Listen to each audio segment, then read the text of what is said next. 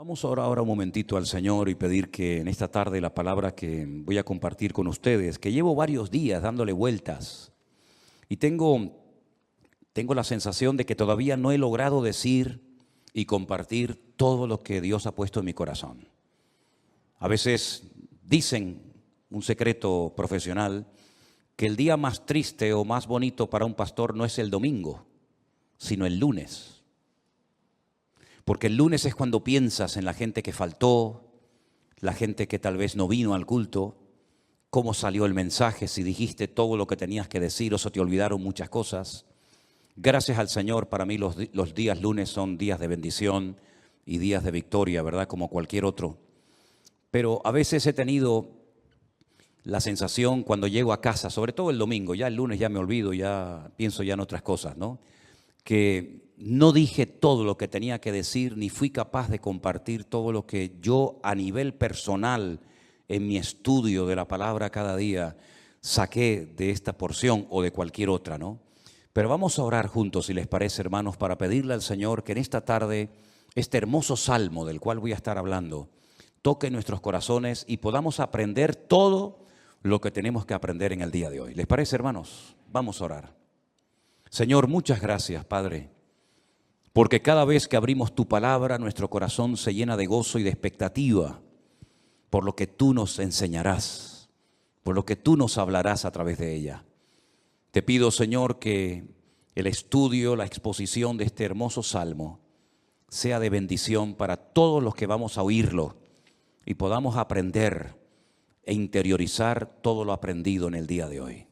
Ayúdanos, Señor, a estar atentos, tanto a la hora de compartir como a la hora de recibir, que tu nombre sea glorificado y que en esta tarde salgamos de aquí renovados y fortalecidos en la fe, en el nombre de Jesús. Amén y amén.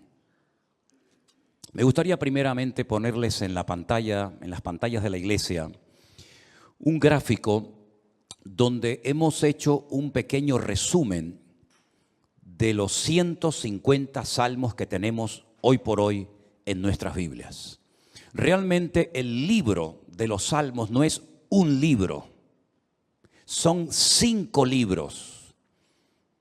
Y esos 5 libros se llaman en su idioma original Teilín.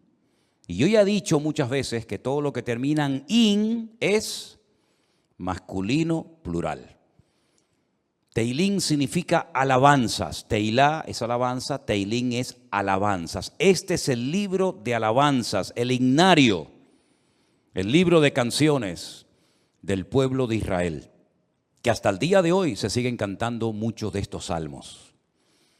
Por eso es muy hermoso leerlos a menudo y memorizarlos y enseñarlos a nuestros hijos, enseñarlos a los que nos rodean, porque traen mucha bendición a nuestra vida. Hay salmos para todos los gustos. Hay salmos 100% mesiánicos, es decir, salmos que apuntan a la vida del Señor Jesucristo. Por ejemplo, un salmo que describe los sufrimientos de Cristo en la cruz, el 22. Hay salmos que son oraciones, por ejemplo, el 90, el Salmo 90, que por cierto mi suegra Esperanza se lo sabe de memoria, con la edad que tiene, es una oración que hizo Moisés. Y esa oración de Moisés la tenemos en la Biblia, ¿verdad? Señor, tú has sido nuestro refugio de generación en generación, antes que los montes nacieran y fueran formados la tierra, ¿verdad? Ese es el Salmo 90. Tenemos el más extenso, el capítulo más extenso de la Biblia, el 119, el que todos ustedes se saben de memoria, ¿verdad? El más pequeñito, el 117, que es la letra de una antigua canción que cuando yo me convertí se cantaba mucho esa alabanza, pero ya como que se ha olvidado. Alabad al Señor, naciones todas, pueblos todos, alabadle, bendecid su nombre, ¿verdad? Tenemos el famoso Salmo 133, mirad cuán bueno y cuán delicioso es habitar los hermanos juntos en armonía. Tenemos salmos proféticos, salmos que son quejidos, lamentos, ¿verdad? Tenemos la oración de los ancianos, la petición, el salmo de los ancianos, el salmo de las personas que ya han pasado a otra etapa de la vida. Es un salmo precioso también. Pero todos esos salmos se fueron recopilando a lo largo de la historia en diferentes periodos. Y ahí les he puesto un gráfico en las pantallas de la iglesia para que ustedes vean el proceso que experimentaron los salmos hasta poder recopilar los 150 y tenerlos en nuestras Biblias. Por ejemplo, los primeros 41 salmos, del 1 al 41, se recopilaron. No significa que se escribieron, pero que se recopilaron en la época del rey David. Porque hay algunos de esos salmos que son antes de la época del rey David. Por ejemplo, el que le cité a continuación, el 90, que es de la época de Moisés. Pero esos 41 primeros salmos se recopilaron, se reunieron y posteriormente se añadieron al libro de los salmos en la época del rey David. Otros salmos, por ejemplo, del 42 al 72 y del 73 al 89, se recopilaron en los tiempos de esos dos grandes reyes de Judá, los reyes del sur. Estos dos reyes fueron extraordinarios, Ezequías y Josías. Ezequías fue aquel rey que decidió meter el agua por debajo de Jerusalén para que si fuera sitiada, si los enemigos atacaban Jerusalén, no les cortaran el suministro de agua y se murieran de sed, esperando fuera los enemigos que Israel se rindiera. Todavía ese túnel subterráneo, esos túneles, mejor dicho, porque son varios, que llevan el agua por debajo de Jerusalén, todavía hoy en día se pueden visitar. Son los túneles que conectan la antigua ciudad de Jerusalén con el famoso estanque de Siloé. Y uno de ellos todavía recoge agua de lluvia y se puede pasar por él, incluso mojándose, el otro no.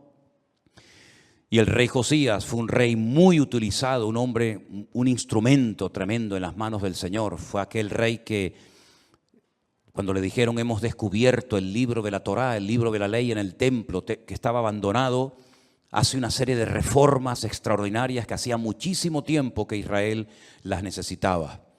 Luego tenemos, por ejemplo, del Salmo 90 al Salmo 106 y también del 107 al último, al 150, tenemos esos salmos que se recopilaron en el tiempo de Esdras, el sacerdote, y de Nehemías, aquel copero, ¿se acuerdan? Que vivían en el palacio del rey y que es el instrumento que Dios utiliza para la restauración física, la restauración de los muros y también del templo de Jerusalén. Y Esdras fue el instrumento para la restauración espiritual del pueblo. Porque una cosa es que tú seas restaurado en tu economía, en lo natural, sea economía, sea salud, sea familia, que está bien, Dios también está interesado en restaurar esas áreas de tu vida. Y otra cosa muy distinta es la restauración espiritual de una vida. Tú puedes ser restaurado, digamos, en tu economía, pero no significa de que haya sido restaurado en lo espiritual. Y si quieren ver un ejemplo claro de lo que estoy diciendo, vayan por ejemplo al famoso libro de Ezequiel, en el capítulo 37, cuando el Señor le dice a Ezequiel, ven que te voy a enseñar algo, y lo lleva al cementerio más antiguo del mundo, que está al este de Jerusalén, en el Monte de los Olivos, cementerio que tiene más de 3.000 años, que se puede visitar hoy en día, que se conoce, bueno, el nombre que le dan los judíos hoy en día es el Bet Hayim, que es la casa de los vivos, pero realmente era el valle de los huesos secos, porque es un valle lleno de huesos, un valle lleno de muertos. Y el Señor, estando él en Babilonia, le muestra ese valle, ese cementerio, y le dicen, ¿tú crees que estos huesos vivirán? ¿Tú crees que volverán a la vida estos huesos secos en gran manera, que en algunos casos hay años y años que están ahí enterrados? Y el profeta Ezequiel le dice al Señor, yo no sé, Señor, lo que va a pasar con estos huesos, con estos muertos. Y el Señor le dice, predícales, profetízales a los huesos. Y dice que mientras les predicaba, comenzaron a levantarse esos huesos y se formaron cuerpos humanos, seres humanos, con piel, con tendones, con miembros, con cuerpos. Pero dice que eran como muertos vivientes, les faltaba el espíritu. No se movían, estaban ahí quietos como zombies. Y el Señor les dice, les falta el espíritu, profetiza, habla para que el espíritu entre en ellos. Y al final del capítulo 37, el Señor le explica al profeta Ezequiel lo que significa esa visión y le dice, esta es la casa de Israel.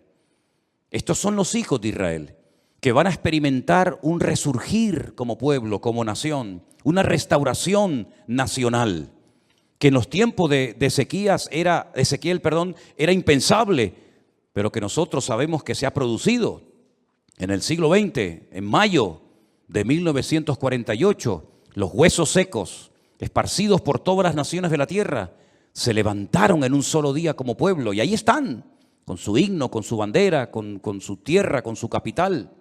Pero la restauración espiritual aún no se ha producido. Todavía falta la restauración más importante del pueblo de Israel, y es la restauración espiritual que se va a producir cuando ellos reconozcan a Yeshua HaMashiach como el verdadero Mesías, Mesías que traspasaron, Mesías que rechazaron, pero que verán algún día que era el verdadero Mesías. En los Salmos encontramos mucha información acerca de la restauración nacional y espiritual del pueblo de Israel. Encontramos que dicha restauración se llevaría a cabo a través de la obra de Cristo, del Hijo de Dios humanado y encarnado, que habitaría entre los seres humanos como un ser humano más. En los Salmos también encontramos al principio mucha información acerca del tipo de salmo que vamos a leer. Por ejemplo, hay salmos que en la parte de arriba pone Mictán. ¿Lo habéis visto alguna vez? Mictán. Y uno dice, ¿y eso qué significa? Mictán es una enseñanza profunda. Un salmo que ponga arriba como título Mictán es una enseñanza a tener en cuenta. Es una sabiduría expuesta por escrito para que el que la lea, el que la reciba, el que la cante, sepa que está cantando verdades muy profundas que nacen del corazón de Dios. Hay salmos que, por ejemplo, pone Salmo de Segilot, y significa que es un salmo que se tenía que tocar con instrumentos de cuerda, porque no todos los salmos se tocaban con instrumentos de cuerda, había otros que eran de percusión y otros de viento. Hay salmos que pone, por ejemplo, Shir LaMa'alot, salmo cántico de las subidas, que eran los salmos que cantaban los peregrinos cuando subían a Jerusalén 3 veces al año a celebrar la fiesta de la Pascua, la fiesta de los tabernáculos, que era la última, y en medio la fiesta de Pentecostés o la fiesta de Shavuot, las semanas. Y también algunos creen que había escalones en el templo de Jerusalén donde se ponía el coro, y esos salmos de las subidas desde allí los cantaban. Pero en este salmo, si ustedes lo pudieran ver en hebreo, al principio pone mitzmor, y la palabra mitzmor significa que es un salmo que hay que cantarlo. Nosotros como cristianos no tenemos esa costumbre, lamentablemente, porque el salmo nos indica que este salmo habría que cantarlo desde el versículo 1 hasta el último versículo, hasta el versículo 5. Nosotros lo hemos leído, pero realmente es un salmo que, según las instrucciones que Dios nos da, tendríamos que haberlo cantado. Y es la mejor manera de aprender capítulos enteros de memoria de la Biblia, poniéndole música. Y es la mejor forma de aprender, ya digo, capítulos y capítulos enteros de la Biblia. Ahora, el Salmo 127, que es el que se leía en esta tarde, si ustedes buscan su Biblia, empieza diciendo que si el Señor, el Eterno, Jehová, como dice la versión Reina Valera, no edifica la casa, en vano trabajan los que la edifican.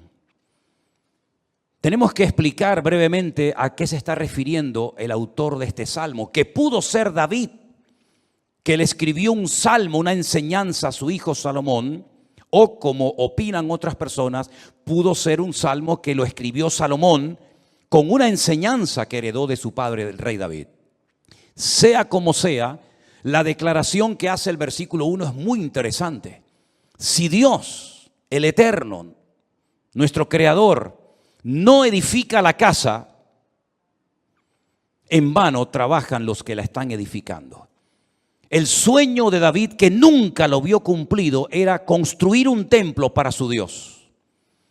Dios nunca le dijo a David que lo hiciera, pero nació en el corazón de David el anhelo, el deseo de tener una casa, un templo, sobre todo para que el arca de la alianza, que tenemos ahí en la entrada de la iglesia como una réplica, para que ustedes pudieran ver el tamaño original que tenía el Arca de la Alianza en aquellos tiempos, en vez de estar debajo de una lona, debajo de una tienda de campaña, pudiera estar en un templo bonito, grande, bien decorado, espacioso, etcétera, etcétera. Ese era el sueño de David, pero nunca lo vio cumplido, porque el profeta Natán le dijo que él no tenía el aval, el respaldo de Dios, el permiso del Señor para construir dicho templo. Ese templo solamente podía ser levantado en un lugar, no podía ser levantado en cualquier parte, sino encima de lo alto de un monte llamado el monte Moriah.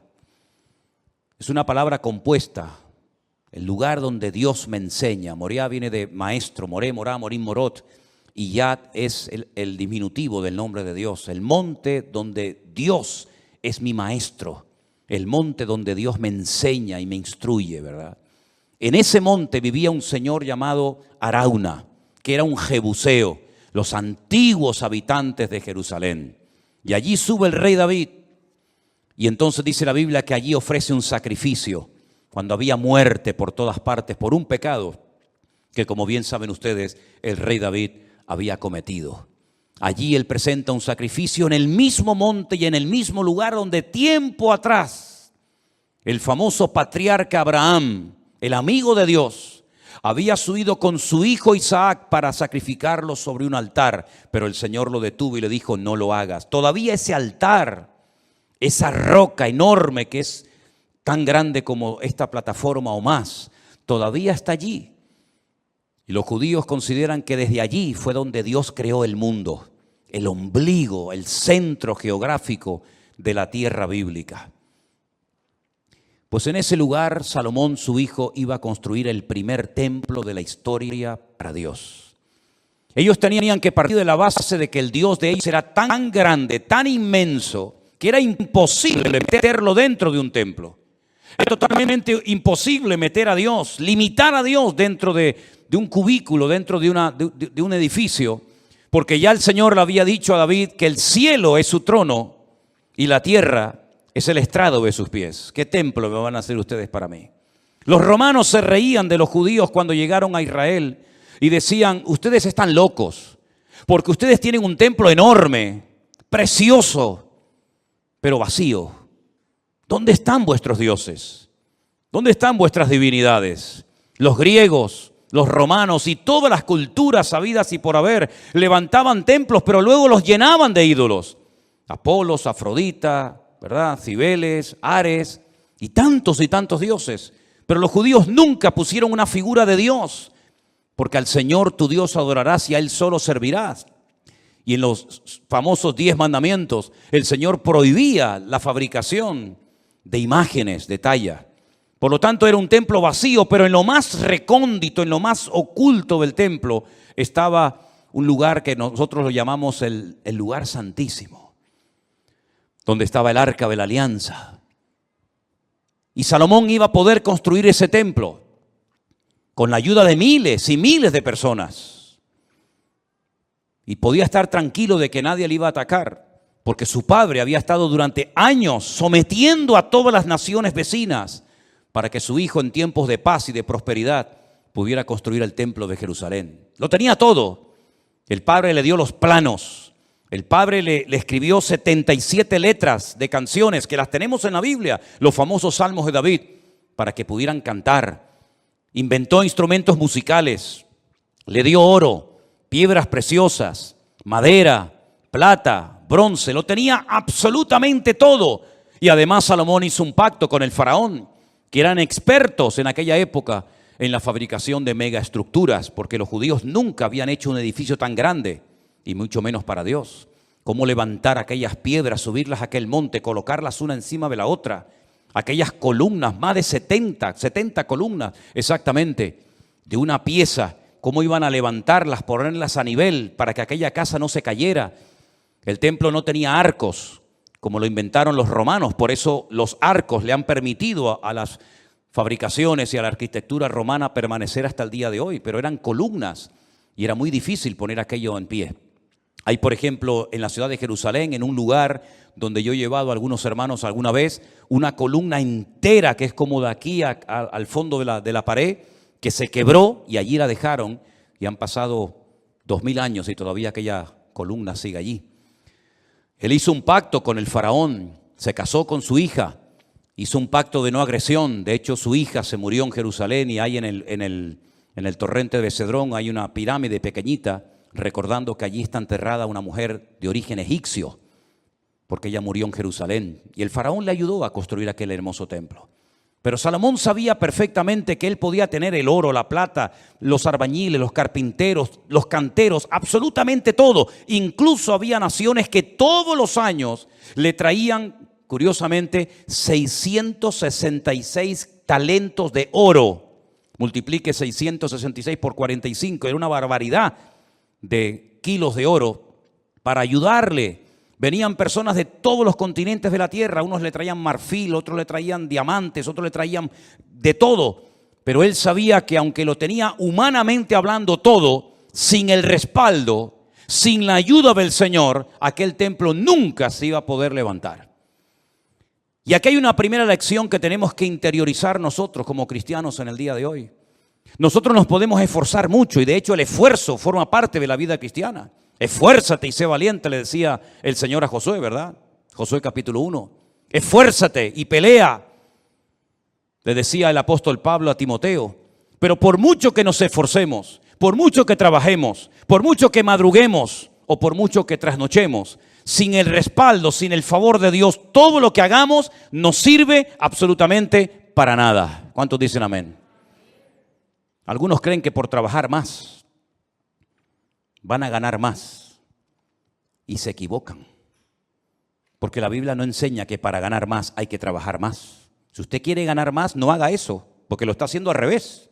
Si usted quiere ganar más, yo después le digo lo que tiene que hacer, pero no trabajes más para ganar más, porque vas a ganar menos y te vas a terminar agotando. Porque la Biblia dice en el Salmo que hemos leído que si el Señor no edifica la casa, en vano, y esa palabra en vano, esa expresión en hebreo, en vano, significa para que no llegues al agotamiento físico y mental. ¿Qué les parece? Para que no llegues a un momento que digas, ya no aguanto más, estoy reventado, estoy cansado. Llego el fin de semana, quiero descansar y el lunes voy igual de cansado, peor. Y vas acumulando cansancio y durante la noche no duermes. Cuando dice el Salmo 27 que una de las bendiciones de Dios es poder dormir tranquilamente por la noche. Dice que a sus amados el Señor les dará el sueño. Y hay muchas personas que darían cualquier cosa con tal de poder dormir en paz, como nosotros, los hijos de Dios, que hemos aprendido a depender y a descansar en el Señor, podemos dormir en paz. ¿Cuántos dicen amén? No sé por qué nos han hecho últimamente a Elena y a mí una pregunta, me la hacen de vez en cuando, por internet, por WhatsApp, por correos, incluso hasta en persona. ¿Ustedes están durmiendo bien? Y preguntamos, ¿y por qué nos hacen esa pregunta? Si no, pues con todo lo que tienen, todo el jaleo de atender gente de aquí y llamar, ¿ustedes duermen bien? Y la respuesta de Elena siempre es la misma, dormimos perfectamente. Porque nosotros hemos aprendido a descansar y a depender únicamente del Señor. No entramos en estrés, ni en nervios, ni en agobio. No perdemos la paz absolutamente por nada. ¿Por qué? Porque la obra no depende de nosotros. La obra depende del dueño, de la cabeza. Y el dueño y la cabeza es nuestro Señor Jesucristo. Me da mucha pena, mucha lástima cuando veo a cristianos agobiados, cargados, estresados, con la tensión disparada. Perdonen si alguien se siente aludido. Yo es que no le he tomado la atención nunca a ninguno de ustedes. Por eso hablo desde la libertad, porque claro, va a decir, ¿este hombre cómo sabe que tengo yo la tensión alta? No, yo no sé nada, pero el Señor lo sabe todo. Pastillas para poder dormir, claro, después pastillas para despertarte. Agobiado, estresado, que no llego a fin de mes, que no pago el colegio de los niños, que los libros, que esto, que lo otro. Y yo he cumplido recientemente 60 años. No me da ninguna vergüenza decirlo, al contrario, estamos orgullosísimos de los 60 años que tenemos. Y de esos 60 años, que parecen mucho, pero a la hora de la verdad no son tantos, de esos 60 años, 40 los he dedicado a servir única y exclusivamente al Señor. Es decir, no me he dedicado en otra cosa los últimos 40 años de mi vida más que a servir al Señor. Con iglesias pequeñas, con iglesias grandes, con escasez, con abundancia, con mucha gente, con poca gente o con ninguna gente. Y en estos últimos 40 años, si algo hemos aprendido, sobre todo en este último año, es que Dios es galardonador de los que le buscan. Y cuando más difícil estaba todo, y cuando humanamente hablando era imposible que esto siguiera adelante, el Señor sin manos nos dio una cachetada de amor, mostrándonos y enseñándonos que Él es el que edifica su casa y su obra, y no nosotros. A mí me llama mucho la atención que este verbo edificar es exactamente el mismo que emplea el Señor Jesucristo cuando hace referencia a lo que Él iba a hacer. Edificaré mi iglesia. Su padre en Génesis capítulo 1 nunca empleó el verbo baná o boné, que es construir, sino el verbo bará, que se parece, pero no tiene nada que ver una cosa con otra.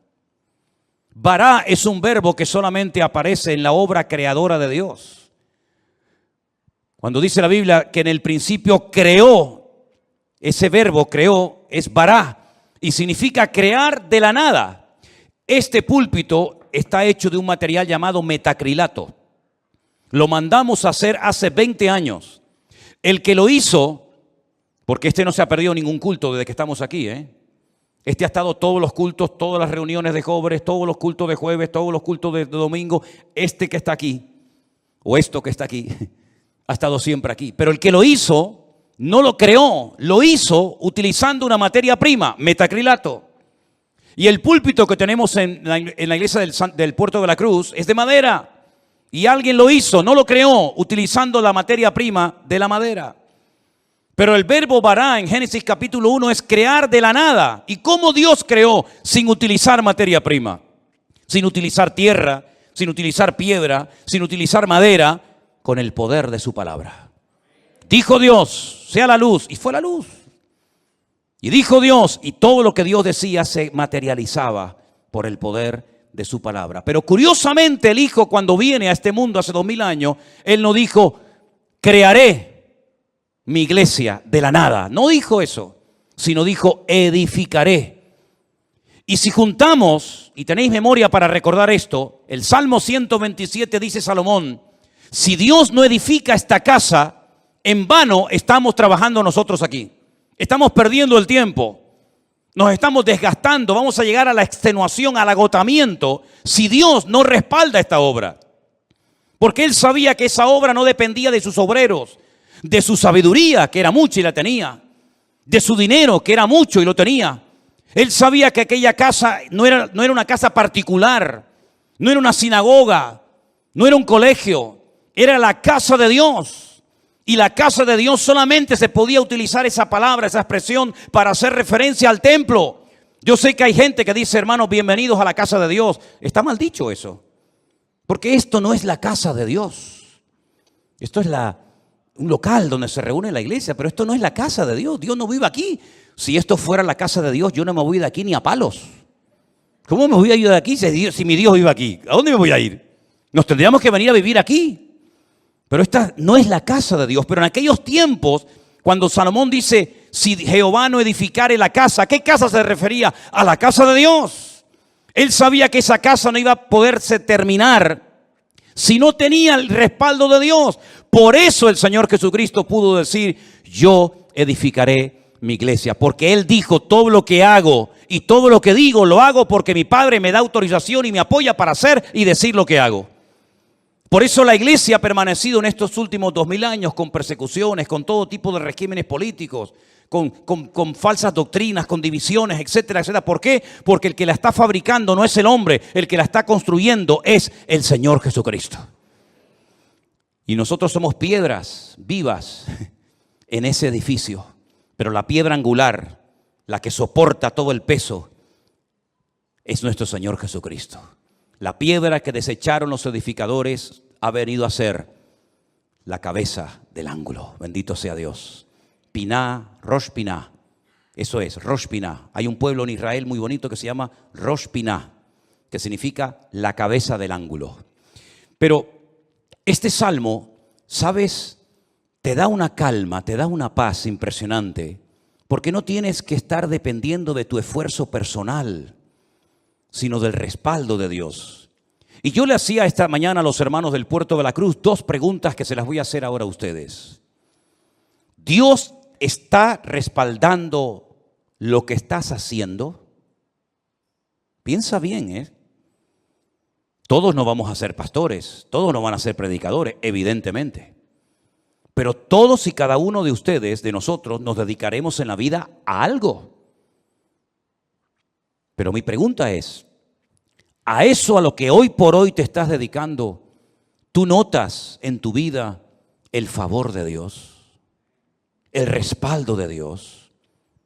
Si la respuesta es sí, yo siento que en mi profesión, en mi carrera, en mis estudios, en mi trabajo, yo siento y noto que el respaldo, que la bendición de Dios está conmigo.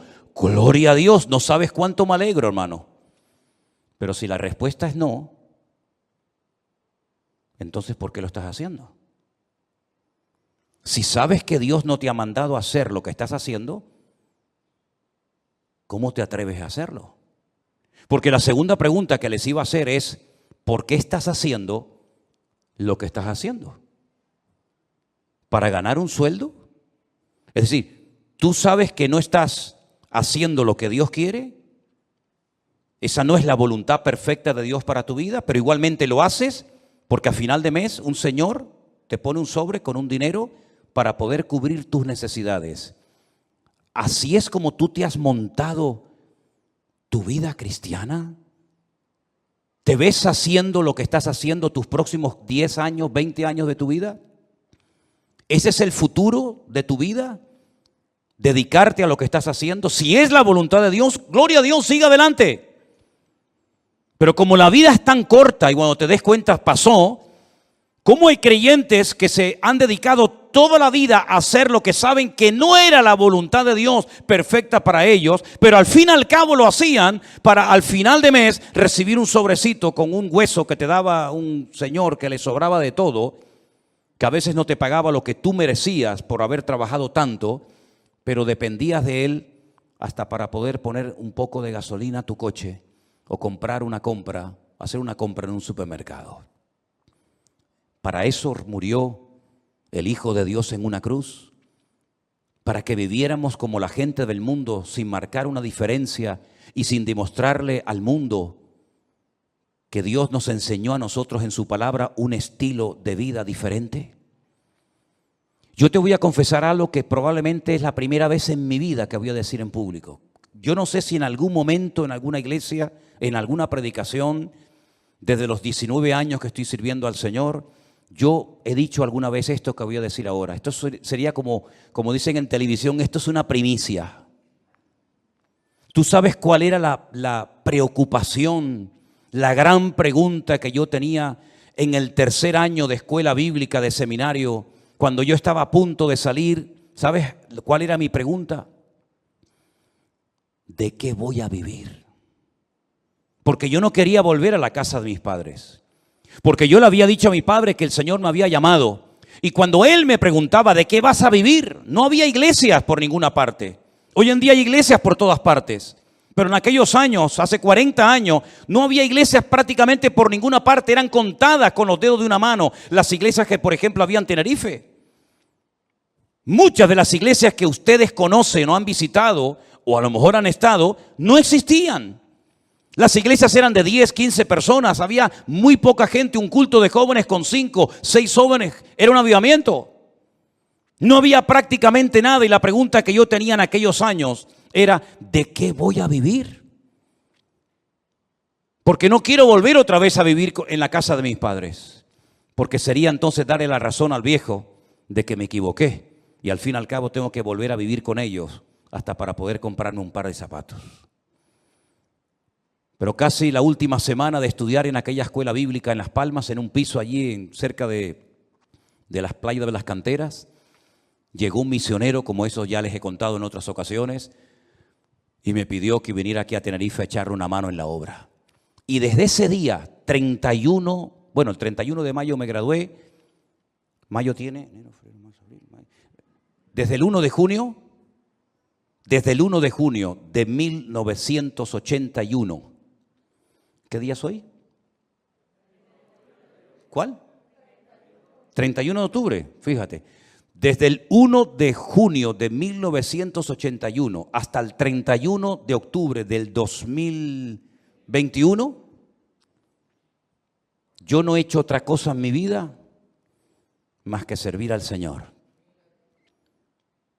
Me pude casar, pudimos viajar, hemos fundado iglesias en algunos lugares y estamos disfrutando de la obra del Señor como nunca jamás en la vida habíamos soñado. Sabemos lo que es estar sentado en una cama con una libreta, con una calculadora, sacando los gastos del mes y diciendo, no llegamos, no llegamos, no llegamos. Pero también sabemos lo que es, el Señor es mi pastor y nada me faltará. Hemos aprendido a vivir en escasez como no te imaginas. Y hemos aprendido a vivir en abundancia, hemos aprendido a dormir en cualquier lugar, porque el Señor nos ha mostrado de que cuando una persona es capaz de hacer un mínimo gesto por el Señor respalda y bendice la vida de esa persona. Y tengo un temor tremendo en mi corazón por toda la manera como el Señor nos está bendiciendo y abriendo puertas en todas partes. Porque sabemos perfectamente que no es por nuestros méritos, no es por nuestros méritos. Quiero decirles que cuando muchos de ustedes vinieron a esta iglesia, nosotros ya hacía años que estábamos aquí. Hacía años que estábamos en este lugar. Y el Señor ha ido edificando poco a poco su obra. Y hoy en día podemos hablar para la gloria del Señor de miles y miles de personas que en todas partes del mundo, muchos de ellos han conocido al Señor Jesucristo como su Señor y Salvador personal en este último tiempo. Anoche tenía una reunión por Zoom con todos los hombres de la iglesia virtual del grupo número 2, gente con más de 80 años. Dándole gracias al Señor porque en la recta final de su vida, como ellos mismos decían, han conocido el Evangelio del Señor Jesucristo y tienen un hambre por conocer más y más de la palabra que a mí realmente me deja sorprendido todo lo que el Señor está haciendo. Yo quiero decirles a todos y a cada uno de ustedes que yo también tuve tu edad y estuvimos dispuestos cuando éramos jóvenes, recién casados con 21 años, a pagar un precio. Y nos llamaron locos. Los pastores nos reunían de vez en cuando y nos decían, estáis locos. ¿Cómo sois capaces de ir con una niña pequeña como era Priscila en aquellos años a un país tan lejos, sin conocer prácticamente a nadie, a vivir por fe? Pero cuando el Señor edifica su obra y cuando el Señor respalda su obra, no hay impedimento que pueda frenar la vida de un hijo y de una hija de Dios. Y yo quiero desafiarte a que tú pierdas el miedo, porque si de algo a mí me ha servido el Salmo 127 es a perder el miedo. Si Anderson, que está conectado al liderazgo y a los coordinadores de la iglesia virtual número 1, les hablara acerca de lo que cuesta, del presupuesto enorme que cuesta el hacer todas las actividades, nos quedaríamos con la boca abierta. Pero el Señor ha suplido de una forma increíble, porque el Señor es galardonador de los que le buscan y cuando Él edifica la casa, no hay nada ni nadie que la pueda detener. Fíjate que en el Salmo 121, si te das cuenta, habla de la casa de Dios, es decir, lo principal, la obra de Dios, nada ni nadie la va a detener. Pero en segundo lugar, habla de la ciudad. Si Jehová no guardare la ciudad, en vano vela la guardia. Este versículo, cada vez que me tocaba a mí guardia en el ejército y te daban todas las balas y la metralleta y el armamento para estar de guardia, yo siempre lo decía en alta voz: si el Señor no guardare la ciudad, en vano vela la guardia. Porque todo lo que hagamos, todo tu esfuerzo personal, y que conste, quiero dejar bien claro, por favor, hermano, que el Salmo 127 no es un salmo que apoya al perezoso, al vago, al negligente. No, al contrario. El esfuerzo forma parte de una vida cristiana normal. Pero todo nuestro esfuerzo, nuestro sudor, nuestro trabajo no sirve de nada si el Señor no respalda lo que estamos haciendo para Él? Absolutamente de nada. Luego es un golpe al ego del hombre, porque la gloria no me la llevo yo. Yo he sido el que he edificado, como decía Salomón, Nabucodonosor, ¿se acuerdan? Yo fui el que levanté la gran Babilonia. Y al final tuvo 7 años viviendo en un monte como un animal, para que el Señor pudiera arrancar de su corazón la arrogancia y el orgullo. Porque una persona arrogante, acomplejada u orgullosa no es digna de estar sirviendo al Señor. Una persona con orgullo, una persona que se le sube a la cabeza lo que tiene, lo que es o lo que hace, es una persona que no está capacitada para estar al frente de una obra. Por eso a mí me da alegría ver al hombre más sabio de la tierra, a uno de los hombres más ricos del mundo, como era Salomón, que cuando la reina de Saba vino y lo visitó, le dijo: lo que me contaron no es ni el 1% de lo que ven mis ojos. Que él reconozca que el éxito de aquella obra no estaba en él, sino estaba en su Dios. Y nosotros tenemos que aprender hoy más que nunca que tenemos que aprender a depender de Dios. Y eso hay que enseñárselo a nuestros hijos y hay que enseñárselo a los jóvenes de la iglesia, para que nos demos cuenta de que en estos tiempos donde la economía está en crisis y donde el mundo irá, según la Biblia, de mal en peor, nosotros estemos preparados y sepamos adaptarnos a las circunstancias y no perder la paz ni el equilibrio, porque el Señor es nuestro Dios y estará con nosotros todos los días hasta el fin del mundo. Madrugar y trasnochar sin el respaldo de Dios no sirve absolutamente para nada. El Salmo 127 es un salmo donde el Señor nos muestra que cuando dependemos de Él podemos estar tranquilos. Y mire lo que dice: por demás es que os levantéis de madrugada y vayáis tarde a reposar, por demás. Y que comáis pan de dolores, pues que a su amado dará Dios el sueño. Y ahora yo te pregunto a ti, ¿y ustedes cómo duermen? ¿Dormiste bien anoche? ¿O estabas dando vueltas y vueltas y vueltas en tu cama sin poder conciliar el sueño? Una de las señales de que nuestra alma está alineada con Dios es que nuestro cuerpo y nuestra mente puede descansar tranquilamente durante la noche. Una mente atormentada sin la paz de Cristo, sin tener esa comunión con el Señor, es imposible que tu cerebro pueda descansar durante la noche y dormir tranquilo sabiendo en quién has confiado.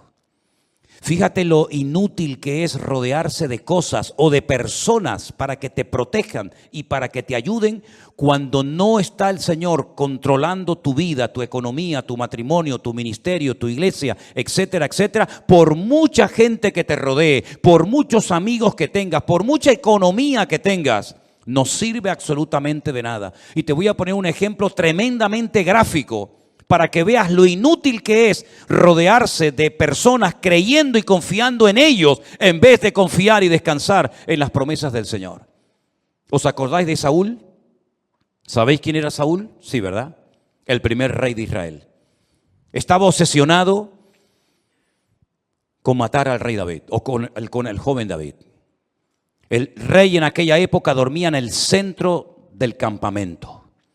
Se hacían círculos concéntricos de soldados alrededor del rey, de tal manera que si saltabas uno de esos círculos de protección, automáticamente en el segundo caías. Es como en las cárceles.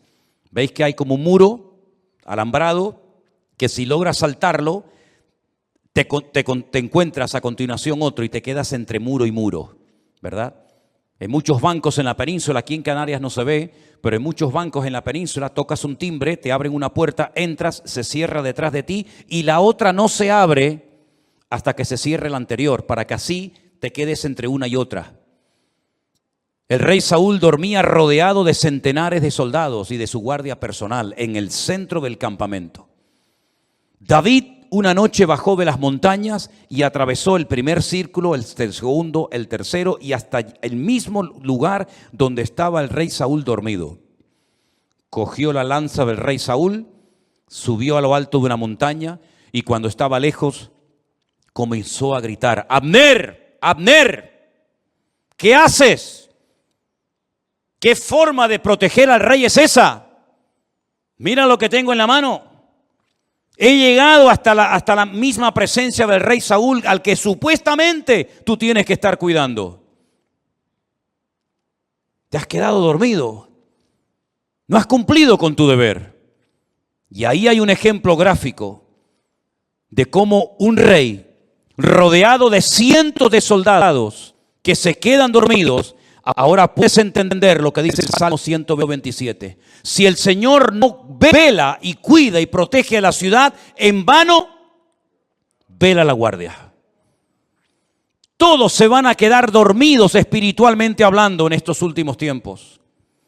Los políticos se van a quedar dormidos y no van a saber discernir el mundo espiritual.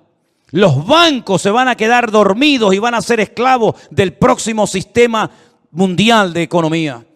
Los religiosos se han quedado dormidos hace siglos y son incapaces de discernir los tiempos y las ocasiones. Y la iglesia no puede entrar en ese juego. Por eso dice el apóstol Pablo: es tiempo de despertarnos del sueño. Despiértate tú que duermes y te alumbrará Cristo. Hay un sueño, ¿verdad?, profundo que experimentó Adán. Pero fue un sueño que Dios produjo para que no le estorbara en la obra que el Señor estaba haciendo.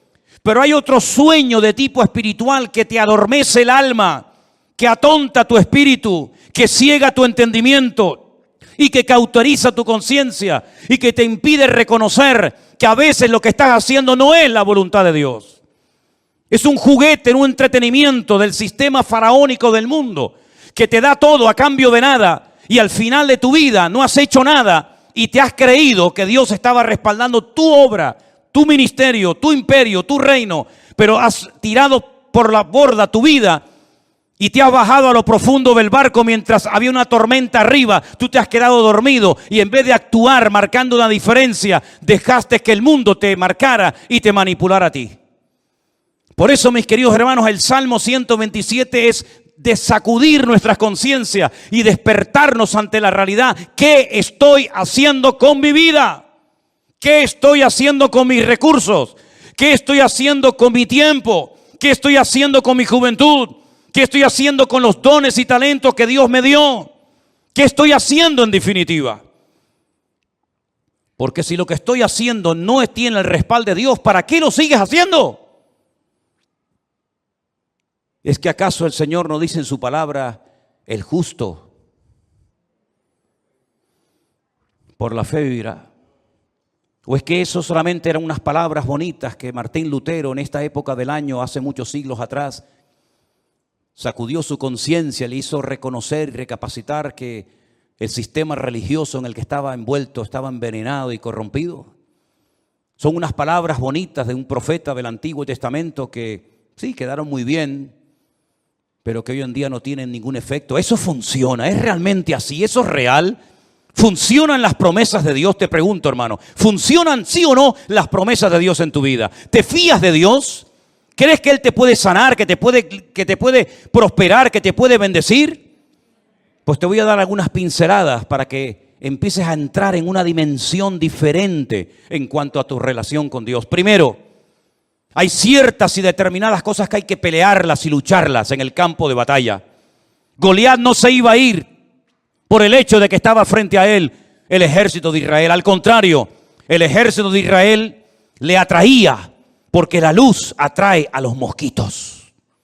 Ellos no tuvieron que ir a buscar a Goliat. Goliat los encontró a ellos. Y aunque Goliat estaba en aquel lugar y se sabía que iba a ser derrotado porque allí estaba el hombre de Dios, David.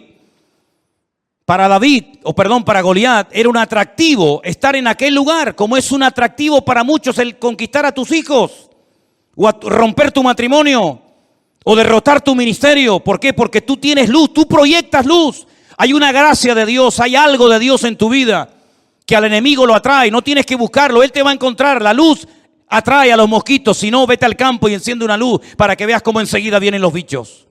Y si nosotros verdaderamente somos luz, vamos a atraer a ciertas y determinadas cosas. Y por eso la Biblia dice que hay que pelear, pero ¿pelear qué? La buena batalla, porque hay batallas que no las pelees porque vas a morir. Como Jonatán se fue a pelear una batalla que no tenía que haber ido nunca y murió. Pero Pablo dice, yo he peleado la buena batalla. ¿Estás peleando la buena o la mala batalla? Porque la buena te dará la corona de vida, la recompensa del Eterno. Pero la mala te quitará la vida, tu familia, tu esposa, tus hijos, y perderás el galardón de Dios. Hay bendiciones que vienen por pelearlas. La tierra está delante de vosotros, pero ahí están los filisteos, los amorreos, los cananeos, los jebuseos, los amonitas, los moabitas. Ir y pelear contra ellos. Y tuvieron que pelear y jugarse la vida y derramar sangre y tener heridas y cicatrices en el cuerpo para conquistar la tierra. Porque hay ciertas y determinadas bendiciones, claro, tú tienes que saber cuáles, que tienes que conseguirlas peleando la buena batalla en el nombre del Señor. Pero hay otros milagros que no vienen por pelear, sino simplemente por decir gracias por esta situación que estoy atravesando en mi vida. Cuidado, no solamente es una palabra mágica, gracias y ya viene el milagro, no. Es una actitud, es una edificación interior de tu alma producida por la obra del Espíritu Santo en ti. Y cuando tu corazón no tiene quejas ni dudas, porque puedes decir, yo sé en quién he creído. Eres capaz de llegar a un cementerio en un ambiente de derrota y de pesimismo, cuando incluso los familiares del difunto te echan en cara, si hubieras estado aquí mi hermano no estaría muerto, como diciendo tú eres el culpable, si tú hubieras estado aquí mi hermano estaría vivo. Y cuando te ponen todo tipo de impedimentos y de trabas diciendo no, deja las cosas como están, porque si movemos la piedra va a salir un olor terrible. Hace 4 días que ese hombre está ahí enterrado y esto va a ser terrible. Cuando tú tienes un corazón moldeado por la mano del eterno Dios, tú eres capaz de, ante la muerte, decir, Padre, yo te doy gracias porque sé que tú siempre me oyes. Y se produjo un milagro sin ayuno, sin oración, sin reprender demonios, sin gritos, sin shows ni espectáculos, sino simplemente con una expresión de gratitud y de dependencia del Padre. Yo sé que tú siempre me oyes. Lázaro, sal fuera. Y se produjo un milagro tremendo, uno de los milagros más espectaculares de Cristo, simplemente por expresar gratitud en medio de la muerte y del dolor. Y el segundo gran milagro de Cristo, un milagro que consistió en multiplicar cosas. En este caso no fue transformar elementos como agua o vino, sino crear cosas, multiplicar panes y peces de una forma incontable, en pleno desierto, donde no había recursos materiales para poder cubrir la necesidad de tantas miles y miles de personas. Cuando sus propios discípulos, y tendrás esta experiencia en tu vida, te lo aseguro, hermanos que te llegarán y te van a decir, pero con ese sueldo, ¿a dónde vas? Y con ese cochecito, ¿qué haces? Y con esa motito, ¿qué haces? Y tus propios hermanos te tratarán de limitarte lo que tienes, como diciendo, pero lo que tienes no vale para nada. Cuando incluso uno se le acercó al Señor y le dijo, ni 300 denarios que tuviéramos, que no los tenemos, por cierto, pero si los tuviéramos, tampoco servirían para dar de comer a estas multitudes. El Señor toma lo poco y le enseña a los discípulos que en el peor momento de sus vidas, cuando acaban de recibir la orden, el desafío de darles vosotros de comer, aprendan a atender a la gente. Pero si no tenemos ni para nosotros. Sí, pero es que hay un principio. Cuando te descentralizas de ti mismo y te centras en Dios y en los demás, el aceite nunca faltará. Nunca faltará. Así que dadles vosotros de comer y yo os voy a enseñar cómo se les da a la gente hambrienta de comer. ¿Qué hay por ahí? Unos cuantos panes y peces, los cogió, los bendijo y dio gracias. Y dando gracias, comenzó a partirlo y le dijo, comenzar a repartir, comenzar a repartir, comenzar a repartir, y hasta llegaron a sobrar cestas enormes llenas de pedazos de la comida que el Señor había multiplicado. Hay milagros que vienen por pelear, hay bendiciones que vienen por pelear y jugarte la vida y hasta la extenuación si hace falta. Pero hay otros milagros que vienen cuando te relajas y dices, ya no puedo más. Pero te voy a dar gracias por mi hijo, por mi enfermedad, por mi escasez, te voy a comenzar a dar gracias y voy a comenzar a gozarme en lo que no entiendo.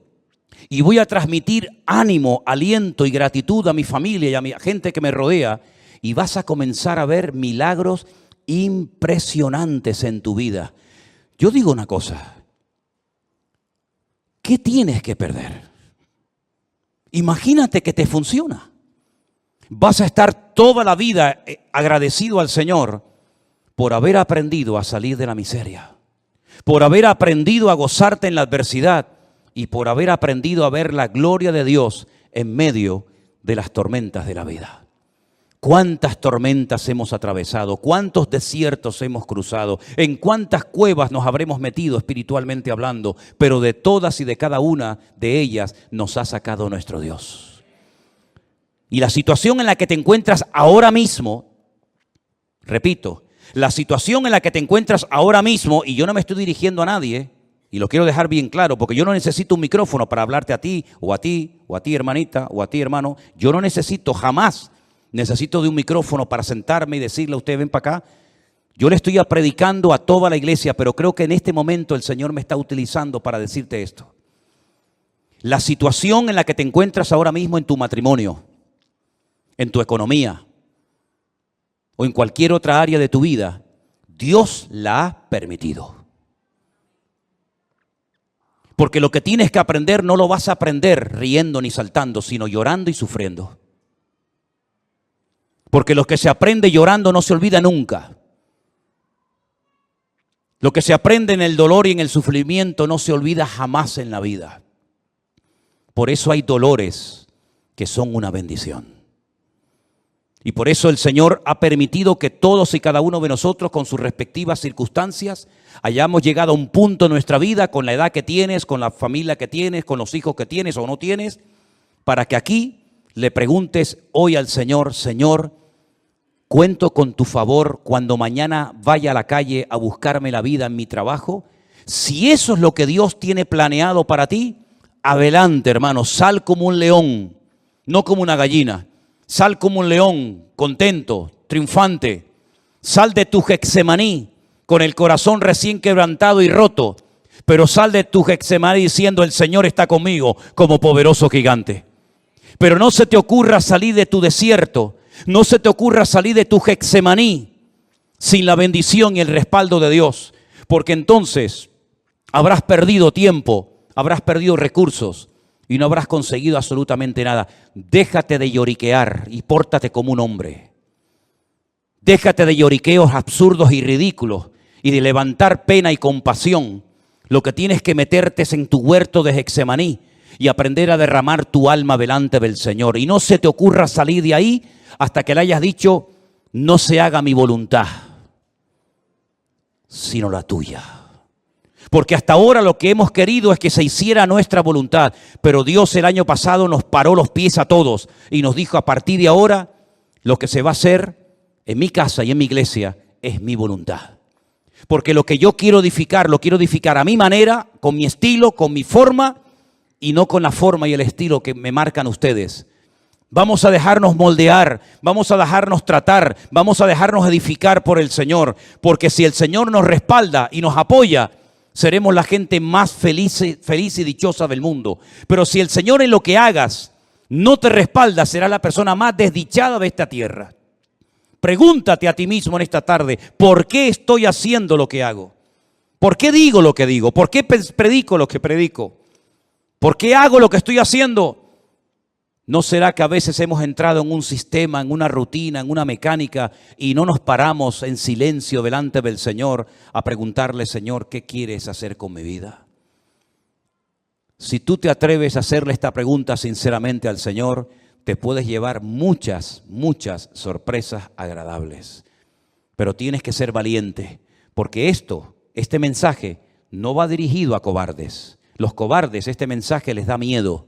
Los cobardes se enfadan, porque el enfado es la careta del cobarde. El enfado es el disfraz que utiliza la persona que en lo más profundo de su corazón tiene una inseguridad tremenda y no aprende a depender del Señor. Pero nosotros hoy estamos a cara descubierta ante la presencia de nuestro Dios y Él quiere hacer un milagro y un cambio en tu vida, pero deja que el Señor haga lo que quiera con tu vida. ¿Cuántos dicen amén?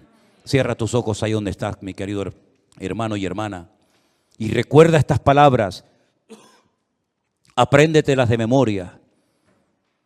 Si el Señor no edifica mi casa, en vano es todo lo que hago. Si el Señor no cuida de mi vida, las alarmas, los seguros, el plan de jubilación, etcétera, etcétera, no sirven para nada. Porque el que trae seguridad y protección a mi casa no es lo que tengo, es lo que soy en Cristo Jesús, mi Señor.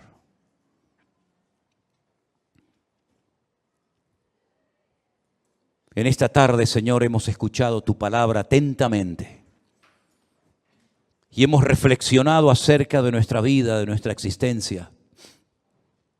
Y queremos pedirte en esta tarde, Señor, ayúdanos a depender 100% de ti, Señor. No confiamos ni creemos en nuestra experiencia, ni en nuestra fe, ni en nada, sino solamente en ti.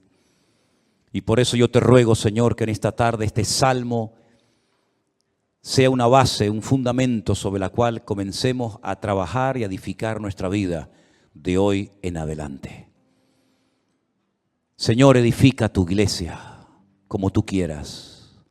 Guarda tu iglesia como tú solamente lo sabes hacer. Y cuida de la vida de nuestros hijos, porque son las flechas, son las saetas que tú nos has dado para demostrarle al mundo que nuestra fe no muere con nosotros, sino que se la hemos traspasado también a nuestros hijos, a nuestra descendencia, para que tu nombre sea conocido en todas las naciones de la tierra. Guárdanos, Señor, en esta semana. Úsanos como nunca antes lo habías hecho. Y renueva nuestras fuerzas y danos sabiduría y de tu gracia, para que podamos en el nombre de Jesús glorificarte en todo lo que hagamos y en todo lo que digamos. En el nombre de tu amado Hijo Jesús. Amén. Y amén. Nos ponemos de pie, queridos hermanos.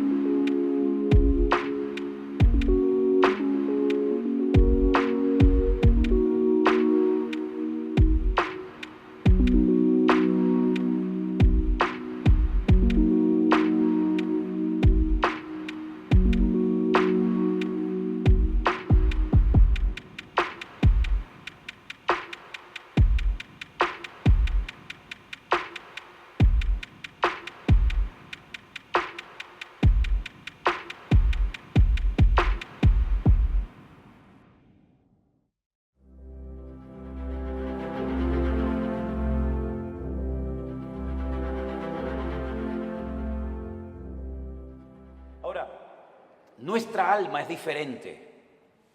A nuestra alma no se le puede dar cualquier tipo de comida, porque el alma también se enferma. Y a veces hay gente en la iglesia que no levantan cabeza, ¿me explico? Gente que siempre están decaídos, están tristes, oras por ellos, escuchan los mensajes, pero que no terminan como de arrancar, yo digo, ¿no? Y es que a veces no se dan cuenta ni ellos que tienen el alma enferma. Y a veces dice, ¿por qué me viene a mí de repente esa tristeza cuando yo estaba bien la semana pasada? ¿O por qué me pasa a mí esta cosa o aquella otra? Y es que uno tiene que ir al manual, a la escritura, y pedirle al Señor olfato y discernimiento espiritual. Y el Señor te va a mostrar probablemente qué es lo que está pasando en tu vida. Que a lo mejor llevas años con esa enfermedad espiritual, esa enfermedad del alma, y tú ni siquiera te has dado cuenta. ¿Saben que un día el Señor Jesucristo entró a predicar a una sinagoga? Las sinagogas no son como así, como tenemos el culto nosotros, donde están todos juntos, ¿no? Las mujeres, los hombres, los niños, las niñas. No, las sinagogas nunca han sido así, ni en el pasado ni ahora. Las sinagogas son para la reunión principal para los hombres, solamente los varones. Y los niños que han hecho bar mitzvah, que han hecho una ceremonia que pasan de niño a hombre a partir de los 12 años y están con sus papás. Y las mamás y las niñas, ¿dónde están? Aparte, o en el balcón arriba, detrás de una pared, detrás de unas cortinas. Hoy en el culto lo pueden ver, pero no pueden estar juntos, hombres y mujeres. Aunque fueran marido y mujer, no pueden estar juntos. Ellas pueden ver al que predica, ellas pueden ver hacia afuera, pero los que están hacia afuera no las pueden ver a ellas, porque están como detrás de unas cortinas, ¿verdad? Detrás de unas celosías y no las pueden ver. Pero dice la Biblia que un día el Señor Jesucristo llegó a una sinagoga y dice que en medio del mensaje se para, lo interrumpe porque dice que vio a una mujer encorvada desde hacía 18 años. Repito, de adentro hacia afuera se podía ver, pero del púlpito, de la plataforma, allá nadie podía ver a las mujeres. Pero él la vio, porque lo que el hombre no ve, Dios lo sabe y lo conoce perfectamente. Y da igual dónde te escondas, da igual dónde vivas, da igual dónde estés, el Señor sabe dónde estás y cómo estás. Hizo algo que rompió todas las estructuras religiosas de cualquier sinagoga del mundo. Le dice a la mujer, ven, y la pone delante de todos los hombres. Y seguramente habrán dicho, ¿qué está haciendo este hombre? Esto es un pecado, esto es una falta de respeto, esto es una falta de reverencia. ¿Qué está haciendo este hombre? Poner en medio de nosotros a una mujer. Y dice la Biblia que esta mujer no se podía enderezar.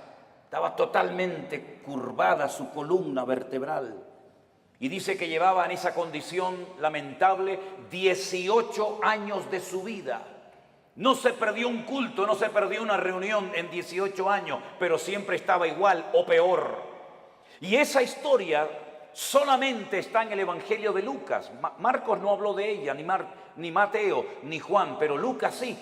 Y Lucas dice la Biblia que era médico. Y Lucas la observó, a Lucas le contaron los síntomas que tenía y él llegó a la conclusión de que de ninguna manera esta mujer nunca se iba a enderezar.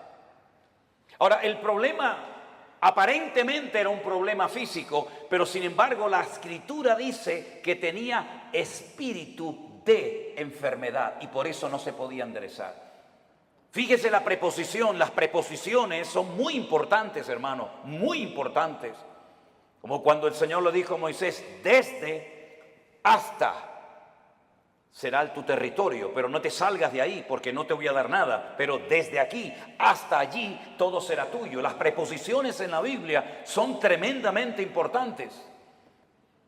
Y por eso dice la Biblia que de ninguna manera se podía enderezar, porque era una persona que estaba que tenía espíritu de, no dice un espíritu, sino espíritu de. ¿Y cuál es la diferencia entre tener un espíritu o tener espíritu de enfermedad? Bueno, tener un espíritu significa tener un demonio, ¿sí o no? Tener un espíritu significa tener una presencia demoníaca en tu cuerpo, y entonces cuando una persona tiene eso, las evidencias son muy distintas, amigo. No es lo mismo tratar con un esquizofrénico, no es lo mismo tratar con una persona, digamos, poseída, que con una persona, por ejemplo, que le dan ataques epilépticos, aunque a veces a endemoniados le pasan esas cosas, pero la sintomatología, la patología de la persona es completamente diferente, y es una lástima cuando a un endemoniado se lo trata como a un loco, o a un loco se lo trata como un endemoniado, que es muchas veces lo que pasa en las congregaciones. No, él está endemoniado. No está endemoniado, tiene un problema psicológico, problema mental. Por eso hay que orar mucho y pedir sabiduría y discernimiento al Señor para saber ayudar a cada persona según su verdadera necesidad, y no lo que a mí me parece que tiene.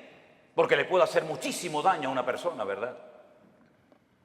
Ella tenía espíritu de enfermedad, una tendencia a la enfermedad, una tendencia a ese tipo de problemas que se manifestaban evidentemente de una forma física. Es como personas que tienen tendencia al desánimo, tendencia a la depresión, una tendencia, ¿verdad?, a la crítica, una tendencia al desánimo. Cada uno de nosotros tenemos áreas de debilidad dentro de nosotros, ¿sí o no?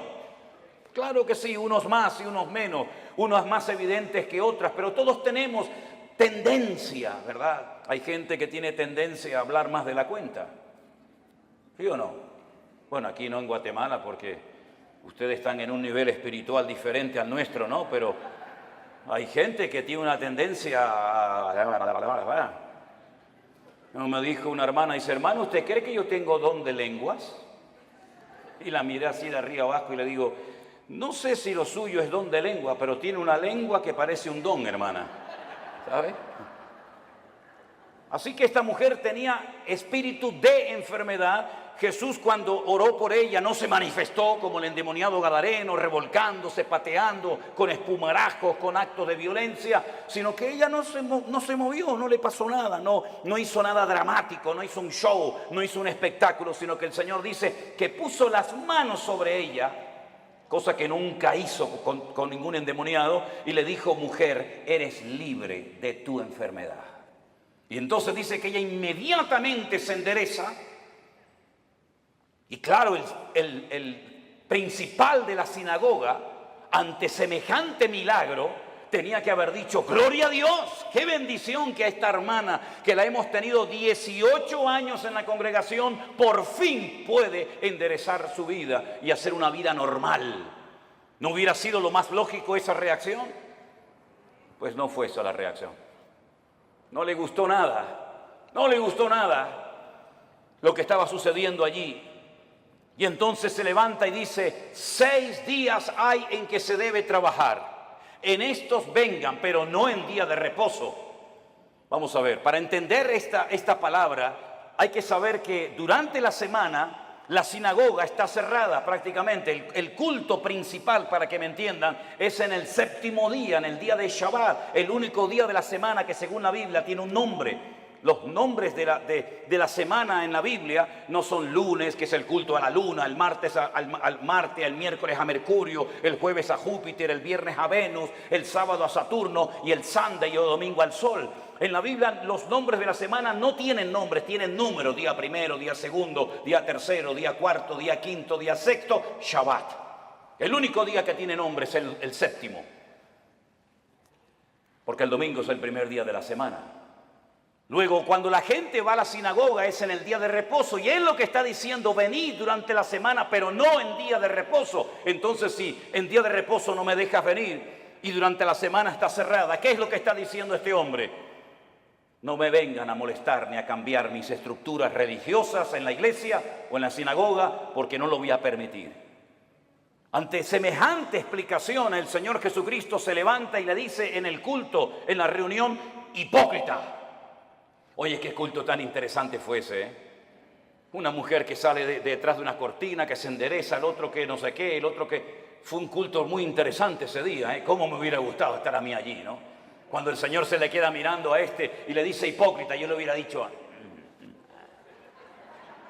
dale, Señor, dale más. Hipócrita. No se levantan ustedes en día de reposo, que según ustedes no se puede hacer esto, ni esto, ni esto, ni aquello, ni aquí, ni para allá, y desatan su buey del pesebre y lo llevan a beber, y luego lo traen otra vez. Y a esta hija de Abraham, que Satanás la tenía atada, la tenía ahí oprimida, no se le debía de desatar en el día de reposo. No dijo liberar, dijo desatar, que es diferente. ¿Cómo es posible que hayas tenido en tu congregación 18 años a una mujer en esta condición y no has movido ni un dedo? Y vengo yo y hace un milagro el Señor a través de su vida y su ministerio, y te enfadas y te enojas por lo que ha sucedido. ¿Saben que hay personas que no quieren que Dios les sorprenda? Hay gente que no quiere cambiar, hay gente que está cómoda, hay gente que está muy cómoda, muy apoltronada con su rutina religiosa, pero el Señor ha venido para romper estructura. El Señor ha venido a su casa a hacer lo que quiere, porque al fin y al cabo la iglesia no es suya ni mía. La iglesia es la casa de Dios y Él es la cabeza, yo soy el cuerpo. ¿Te vas a dejar sorprender por el Señor o ya lo sabes todo? Esto no se puede hacer, esto sí se puede hacer, ahora de pie, ahora sentado. Pero ¿quién eres tú, el dueño de la iglesia? ¿Qué te has creído que eres tú en la iglesia? El que abres y cierras la bendición de Dios. El dueño de la iglesia no es el pastor, no es los ancianos, no son los diáconos, no es la mesa directiva. El dueño de la iglesia es Cristo, y si no es Cristo tienes un grave problema, porque te has convertido en propietario de algo que no te corresponde. En vez de un administrador, en un siervo, que para lo que está es para servir y no para servirse de, como muchos hoy en día, que en vez de servir a la gente lo que hacen es que se sirven de la gente y todo gira en torno a ellos y se enfadan cuando no le dice la gente: sí, pastor, sí, mi hermano, sí, el ungido, como si los demás no fueran ungidos igual que el pastor. ¿O usted no es ungido? ¿Usted no tiene el mismo espíritu que tengo yo en esta tarde? ¿Usted no lee la misma Biblia que yo? ¿Usted no va al mismo cielo que yo? Entonces, ¿por qué hacemos esas diferencias? No toque al ungido, no moleste al ungido. El ungido, ¿y usted qué es? Si usted no tiene la unción que yo tengo, entonces usted tiene un grave problema. Si el Espíritu Santo que mora en mi vida no mora en la suya, entonces usted no es cristiano, porque hay un solo Espíritu, hay un solo cuerpo, hay un solo bautismo, hay un solo Dios y hay un solo cielo para todos y cada uno de nosotros. Y eso es lo que dice la palabra del Señor, mi querido hermano. Y no hay esas diferencias. Una cosa es el respeto y otra cosa es el servilismo. Hay gente que en vez de ser siervos son como esclavos del hombre, esclavos de la doctrina, esclavos de la denominación, esclavos del ministerio. No, usted no tiene que ser esclavo de nadie, usted tiene que ser siervo de Jesucristo. Ahora dice la palabra de Dios que esta mujer se enderezó, cosa que no podía hacer antes, porque la presencia del Señor llegó a ese lugar. Y donde está el Señor tienen que haber cambios. Lo que no puede ser es que una vida, una familia, una iglesia llamada cristiana estén siempre igual. ¿Qué es lo que hace mucha gente cuando se les predica claramente la palabra y se sienten incómodos? Bueno, lo fácil es cambiarse de iglesia, ¿sí o no?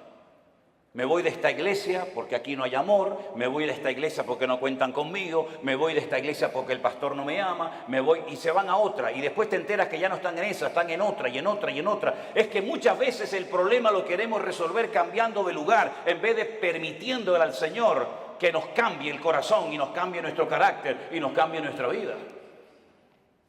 Y muchas veces creemos que ya hemos llegado a un cierto nivel espiritual en el que ya no necesitamos cambios. Y la pregunta es, ¿cuántos de los que están aquí presentes quieren cambiar y quieren honrar y quieren glorificar al Señor? Levante su mano. Pues entonces, como Dios lo va a hacer a través de pruebas. Hoy se habló aquí de pruebas. ¿Saben? Dios no tiene que pedirle permiso a usted ni a mí para probarnos. Para nada. Y las pruebas por las que pasaremos a lo largo de nuestra vida, que pasaremos sí o sí, son proporcionales a nuestro nivel de fe y de madurez. Lo cual quiere decir que Dios nunca jamás va a mandar una prueba a usted por equivocación, por error. Ay, esta prueba era para Juan y se la estoy mandando a Antonio. Esta prueba era para la hermana María y me equivoqué y se la mandé a la hermana Juana. No, para nada. Las pruebas están preparadas desde la eternidad para cada uno de nosotros. Y Él nunca nos va a mandar algo que no vamos a poder soportar y llevar. Y en el caso de que nos mandara algo que humanamente hablando decimos, yo no aguanto, yo no puedo con esto, no te preocupes, que el Señor te va a capacitar y te va a ayudar para que tú pases por la prueba con gozo y con la bendición de Dios. Yo siempre he dicho que si las pruebas que el Señor le mandó a Abraham se las hubiera pedido o se las hubiera mandado a David, no las hubiera podido soportar. Porque como dije esta mañana, David ganó muchas batallas fuera del hogar, pero dentro perdió muchas. Sin embargo, cuando el Señor le pide a Abraham que sacrifique a su hijo, él no le dijo al Señor, ¿y por qué? Yo tengo dos, si quieres te sacrifico al primero, a Ismael. No, quiero que sacrifiques a tu único hijo, al que amas. Y le dice a Isaac. Abraham en aquel momento vivía en el sur de Israel, en una ciudad llamada Beersheba. La palabra Beer en hebreo es pozo, Sheba es 7. Beersheba, la ciudad de los 7 pozos. Él vivía en el sur de Israel. Beersheba en la actualidad es la capital del Negev, del desierto del Negev, del sur de Israel. Y el Señor le habla y le dice, ve al monte Moriah a sacrificarme a tu hijo. El monte Moriah está en Jerusalén. Es el monte donde tiempo más tarde se construiría el templo de Salomón. Él viajó, dice la Biblia, 3 días desde el sur de Israel hasta el monte Moriah. Y cuando llegan cerca del monte Moriah y lo ve de lejos, llevaba a algunos criados y él les dice a sus siervos, esperen aquí que nosotros iremos allí, adoraremos y volveremos. Fíjese qué interesante la palabra de Abraham. Iremos, adoraremos y volveremos. ¿Cómo que volveremos si Dios te ha dicho que van 2 y vuelve 1? Subiréis 2 al monte Moriah, pero a uno lo tienes que sacrificar y matarlo allí. Y el que volverá serás tú solo. Pero no dijo eso Abraham. Dice, iremos y volveremos. No fue hasta el ministerio del apóstol Pablo, cientos, miles de años después de este acontecimiento, de la aquedá, como se llama en hebreo, de la atadura, que inspirado por el Espíritu Santo, el autor de la carta a los hebreos y también Pablo dijo que tenía este hombre tanta fe y tanta confianza en el Señor, que si sacrificaba a su hijo, el Señor se lo podía levantar de entre los muertos. Nunca jamás en la historia Dios había resucitado a un muerto. Nunca había habido un precedente de un muerto que resucitara. Pero Abraham sabía, porque conocía a Dios. Y eso es muy importante, que tú conozcas la esencia de Dios para que sepas si esto viene de Dios o esto viene del diablo o sabe Dios de dónde viene esta prueba. Él sabía que si mataba a su hijo, Dios se lo podía levantar de entre los muertos. Cosa que metafórica o simbólicamente sucedió.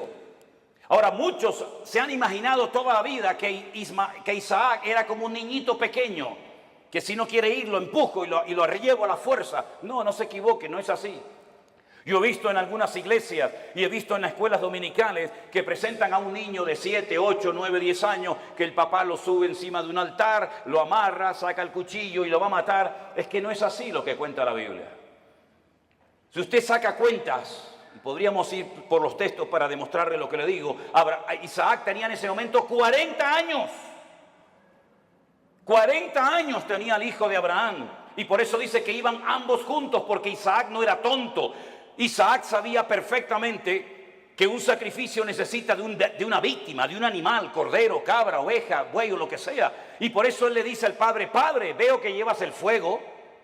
Porque no era la primera vez que subía a un monte a sacrificar algo, a hacer un holocausto. Veo que llevas la leña, veo que llevas todo, pero falta lo principal, falta la víctima, falta el animal. Y el padre le dice, el Señor proveerá, hijo. El Señor proveerá. ¿Tú sabes que el Señor proveerá lo que necesitas? ¿Lo sabes? Abraham sabía que Dios iba a proveer lo que fuera, pero lo iba a proveer. Los dos caminaron lentamente hacia el monte Moriah. Isaac se somete a la voluntad del padre porque entiende que la víctima en ese caso, en ese día, va a ser él. Se deja amarrar, se pone encima del holocausto, porque la palabra que aparece en el texto original en hebreo no es que lo matara, sino que lo matara y lo quemara. Lo matara y lo quemara. Imagínate la prueba tremenda. E Isaac se somete y está dispuesto a ser una víctima inocente porque el Dios de su padre le ha dicho que así se tienen que hacer las cosas. Ahora, Abraham venía de una tierra donde sacrificar a hijos, sacrificar a niños, sacrificar a vírgenes, sacrificar a personas era lo más normal del mundo. Pero él sabía que el Dios de su padre no era un Dios que pedía víctimas inocentes de seres humanos. Pero aunque no entendía nada, se sujeta al plan y a la voluntad de Dios. Hermanos, nosotros no hemos sido llamados para entender todo lo que Dios nos va a pedir y todo lo que Dios va a hacer en nuestra vida. Gracias a Dios no tenemos esa obligación de entender las cosas, pero sí tenemos la obligación y el deber de obedecer a Dios, aunque no entienda la voluntad y la voz de Dios para mi vida. Isaac no dijo, ¿y por qué yo? ¿Y por qué no Ismael? ¿Y por qué esto? ¿Y por qué aquello? Sino se sujetó. Silencio absoluto. ¿Oyen ustedes a Isaac hablando con su padre? ¿Oyen ustedes a Isaac quejándose contra Dios? En absoluto. Porque Isaac en ese momento, aunque él no era consciente, es un tipo de Cristo, sometiéndose a la voluntad del Padre eterno, entregando su vida por todos y cada uno de nosotros. Y en el momento en el que Abraham va a sacrificar a su hijo, dice que se oyó una voz del cielo diciendo, alto Abraham, no lo hagas. La prueba no se produjo porque Dios quería comprobar la obediencia de Abraham. Es que Dios no te prueba a ti, mi hermano, ni a ti, mi hermana, para saber cómo vas a reaccionar. Es que Dios no necesita probarte para saber cómo eres. Es que Dios no necesita pasarte por una prueba económica, física, espiritual o de la índole que sea para comprobar si eres obediente o eres un rebelde, si eres una persona espiritual o eres un cabezón. Dios no necesita probarte para sacar conclusiones. Ya Dios te conoce desde el vientre de tu madre. Las pruebas son para que tú descubras cómo eres tú realmente delante de Dios. Es un test, es un examen, es una prueba que Dios te pasa a ti para que sepas si verdaderamente amas a Dios o no lo amas. Para que te des cuenta si eres tan obediente como dices o aparentas ser. Las pruebas no son para demostrarle a Dios nada, son para demostrarte a ti mismo el tipo de creyente que tú eres. No el que te gustaría ser, sino el que realmente eres en ese momento. Y en esa prueba sale tu verdadero yo. Sale lo mejor de ti o puede salir lo peor de ti. Es en la prueba donde se ve realmente si se puede contar contigo. Todo eres bla, bla, bla, bla, bla, planes, proyectos, ideas, pero a la hora de verdad no vales para nada. Es en la prueba donde se demuestra si tú verdaderamente tienes paciencia y tienes temor de Dios y respetas al Señor y estás dispuesto a sacrificarte. Las pruebas, repito, no son para demostrarle a Dios nada. Las pruebas son para que tú te des cuenta el tipo de madurez, tus debilidades, tus carencias o tus puntos fuertes. Y es interesante notar que no fue necesario que Abraham sacrificara a Isaac, porque quedó bien claro para todo el mundo allí presente y para las futuras generaciones que Abraham era un hombre que amaba a Dios. Fíjense qué interesante que Abraham nunca leyó la Biblia. Abraham nunca leyó los Proverbios. Abraham nunca supo nada del Apocalipsis. Abraham nunca tuvo un pastor. Abraham nunca habló en lenguas. Abraham nunca, jamás asistió a ninguna congregación. Pero entonces, ¿cómo tenía tanto conocimiento de Dios sin pastor, sin iglesia, sin escuela bíblica, sin iglesia virtual, sin nada? ¿Cómo llegó a conocer tanto ese hombre a Dios? Porque Abraham se terminó dando a conocer como el amigo de Dios. ¿Y por qué fue amigo de Dios? Porque Jesús tiempo más tarde dijo, ¿queréis ser mis amigos? Pues haced todo lo que yo os mando. Esos son los amigos verdaderos de Dios. Aquellos hombres y mujeres que aunque no entienden lo que está pasando, ni cuánto va a durar la prueba, son capaces de someterse a la voluntad de Dios sin entenderlo todo, pero que conocen a Dios por la comunión y por la relación que tienen con Él. ¿Cuántos dicen amén? Lo mismo le pasó a José. José nunca fue a ninguna iglesia.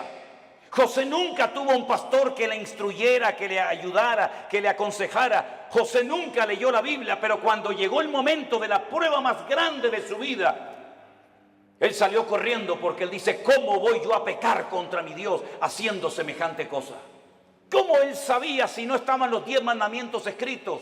No estaba ni una palabra, ni una coma, ni una tilde de la Biblia escrita. ¿Cómo él sabía que eso no le agradaba a su Dios? Porque el que conoce a Dios sabe lo que a Dios le agrada y lo que Dios abomina. ¿Por qué hay tanta gente en las iglesias hoy en día que están todo el santo día pidiendo confirmación? ¿Me puede el Señor confirmar si estoy llamado o no? ¿Me puede el Señor confirmar si tengo que ir allí o no? ¿Qué confirmación necesitas tú, mi hijo? Lea la Biblia, métase en la comunión con el Señor y no va a necesitar que nadie le ponga la mano encima para que le diga lo que usted tiene que hacer. Esa dependencia enfermiza de la oveja, del pastor, como si el pastor fuera su papá, como si el pastor le tiene que decir, vaya al baño ahora.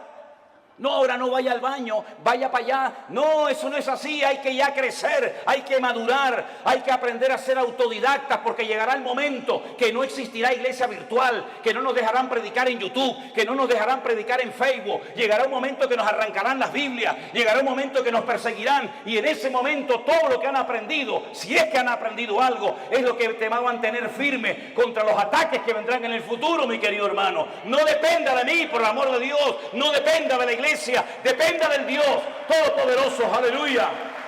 Y si no lo aprende, dudo que aguantes la prueba, porque la prueba solamente la aguantan los que aman a Dios. Yo he descubierto eso, hermanos. Las pruebas no las sacan con buena nota, con buena calificación los que han aprendido a cantar muy bien. Las pruebas no las aprueban aquellos que saben, digamos, predicar muy lindo. No, las pruebas las aprueban con muy buena nota los que en el fondo aman a Dios con toda su alma y con todo su corazón. Porque cuando una persona ama, hace cualquier locura. Cuando una persona ama, está dispuesta a poner a un hijo sobre un altar y degollarlo como si fuera una bestia. Cuando una persona ama, es capaz de oír de los labios de Cristo, vas a morir crucificado como yo. Y Pedro dice, tú sabes que yo te amo, Señor. Cuando una persona ama, está dispuesta a estar solo en una cárcel, sabiendo que no estoy solo, sino que Él está conmigo y puedo terminar mi carrera y guardar la fe. Y cuando uno ama a Dios de todo corazón, puede escribir una carta diciendo, en mi primera defensa ninguno estuvo a mi lado, todos me desampararon. Pero no lo habla desde la amargura, no lo habla desde el rencor o el resentimiento, sino que dice, no se preocupen, hermano, Demas me abandonó, Alejandro me causó muchos males, el otro se fue por aquí, el otro se fue por allá, me sacaron de la celda, me llevaron al juicio, nadie estuvo a mi lado, pero el Señor estuvo a mi lado y me dio fuerzas, aleluya, y me guardó de la boca del león. En el peor momento de su vida, cuando todos, Timoteo, Tito, Priscila, Aquila, Silas, el otro, tenían que estar con Pablo, ni uno apareció. Pero el Señor estuvo a mi lado y me libró de la boca del león y me seguirá librando. A Él la gloria y la honra y el imperio por los siglos de los siglos, dice Pablo. A ese nivel tenemos que llegar. A ese nivel de fe, a ese nivel de madurez, a ese nivel de esfuerzo y sacrificio es al que tenemos que llegar todos y cada uno de nosotros. Porque todos vamos a ser probados en mayor o en menor medida. Y dice la Biblia que los que son fieles y aman al Señor, Dios nos guardará de la hora de prueba que ha de venir sobre todas las naciones de la tierra. Hace años atrás la gente de Europa venía a América, cuando el continente europeo quedó totalmente arrasado por la Segunda Guerra Mundial. Alemania quedó destrozada completamente, Italia quedó destrozada, toda Europa plagada de muertos, edificios derrumbados, familias destruidas, 6 millones de judíos asesinados en los campos de exterminio nazi. No había esperanza, no había trabajo, no había comida, no había nada. La gente cogía barcos y se iban a Argentina, se iban a Cuba, se iban a Venezuela, como mis antepasados se fueron en barcos de vela a Cuba, Argentina, a Venezuela, porque eran países que ofrecían una esperanza a millones de personas que lo habían perdido todo, padre, madre, salud, casa, de todo. Pero ya eso pasó a la historia, mis queridos hermanos. Y más ahora que hemos conocido y hemos descubierto la perla de gran precio, que es nuestro Señor Jesucristo. Yo no necesito ir a los Estados Unidos para ser bendecido. Yo no necesito irme a países árabes o a Dubái, porque allá hay mucho trabajo. ¿Es que acaso el Dios de Guatemala o el Dios de Nicaragua o el Dios de Haití o el Dios de Cuba o el Dios de Japón es más pequeñito que el Dios de allá? ¿No ha dicho el Señor, yo estaré contigo todos los días hasta el fin del mundo? ¿No nos ha demostrado el Señor que eres el dueño de la plata y del oro? Que no es mi esfuerzo personal, sino es la misericordia y la grandeza de Dios lo que a mí me permite hoy comer, vivir, respirar y tener victoria en mi vida. Permítame decirles que este muchacho que estuvo a punto de ser sacrificado, imitando o intentando imitar el ejemplo de su padre, cuando hubo miseria y los animales no tenían pasto para comer y faltaba el agua en los pozos, él sintió en su corazón hacer lo mismo que hizo su padre, que ir a Egipto. Oye, cada vez que había hambre y miseria en Canaán, siempre había de todo en Egipto. Nunca faltaba el agua, nunca faltaba el pasto, siempre en Egipto había de todo. Y el Señor le dice a Isaac, no vayas a Egipto. Pero Señor, mi padre fue a Egipto. Claro que tu padre fue a Egipto. Y Egipto se le metió en su casa. ¿O no te acuerdas de tu hermanito Ismael, de quién nació? Y no te acuerdas de doña Agar, no te acuerdas que se fue de Egipto, pero Egipto se le metió en la casa. Tú no tienes que ir a Egipto para nada, tú te quedas aquí. Pero Señor, yo vivo en Beersheba, yo vivo en un desierto, no hay agua, no hay nada. Y el Señor le dice, siembra. ¿Pero dónde? Siembra ahí en la arena, siembra en la arena. Y después, ¿cómo riego la semilla? Escarba, busca, y empezó a escarbar, ¡pum!, le salió agua. Y vinieron los enemigos y dijeron, hay que taparle el pozo. Y le taparon el pozo. ¿Y ahora qué hago? ¿Me voy a Egipto? No, vete más allá, siembra más allá y busca agua. Y encontraba agua en todos los lados. El agua estaba debajo, solamente había que buscarla. Y dice que ese año sembró y cosechó a 100 por 1 en el desierto sin agua. Y al final vinieron los enemigos, los que le echaban tierra y piedras a sus pozos, a hacer un pacto con él, a pedirle perdón y a decir, se nota que Dios está contigo. Eso es lo que el mundo necesita ver en nosotros los cristianos.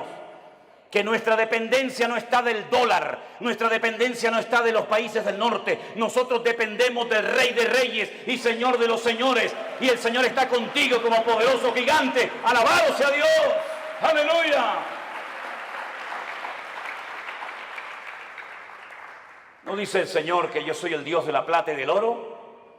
Qué fácil es decirlo, ¿no? ¿Sí? Nosotros hemos vivido por fe 40 años de nuestra vida. Y hemos enseñado a nuestras hijas a vivir por fe. Y hemos vivido desde el minuto 1 que nos casamos y desde el minuto 1 que salí de la escuela bíblica he vivido por fe. No he dependido de nada ni de nadie, sino solamente del Señor. Ha habido momentos de abundancia, ha habido momentos de escasez, pero el Señor nunca nos ha fallado, jamás, jamás. Hemos dormido en grandes hoteles, hemos dormido en carreteras, hemos dormido en selvas, hemos dormido en gasolineras, hemos dormido en la calle, hemos dormido en casas abandonadas, hemos dormido en montones de lugares, pero no da igual, porque lo importante no es lo que uno tiene, lo importante es lo que uno es en Cristo Jesús. Y ese nivel de fe es la que necesitamos hoy en día los cristianos del siglo XXI.